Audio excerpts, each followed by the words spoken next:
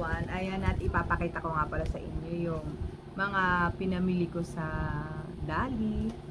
At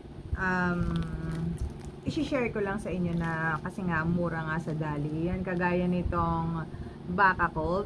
Ito ay 44 pesos. 5 pieces na. Tapos bumili ako nitong masarap na tasty. Ayan, yung sliced bread natin. Ito ay nagkakahalaga ng 38 pesos. Ayan, at meron ding pancake. Ito ay 200 grams, 20 pesos. So, itong isang sachet niyan ay marami nang magagawa.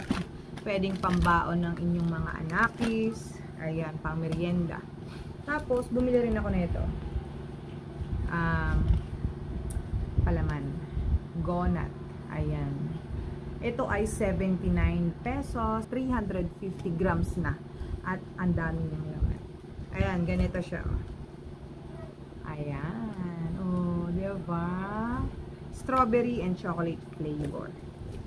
Ayan. Tapos, ito, bumili tayo nitong tomato ketchup. Ayan.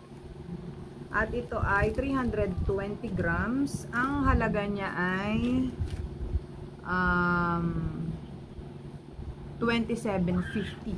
O, diba? Mura. Tapos bumili nga pala ako nito. Ayan, hotdog bun. Ang laman nito ay 6 pieces. At ang presyo nito ay 24 pesos. Ayan. At bumili pa ako ng mga mga candy para siyang parang 5 pesos lang. Tapos yung anong tawag dito? Mga kape nila sobrang mura. Ayan. At yun lang yung isi-share ko sa inyo for today. Ayan. Thank you so much sa inyo.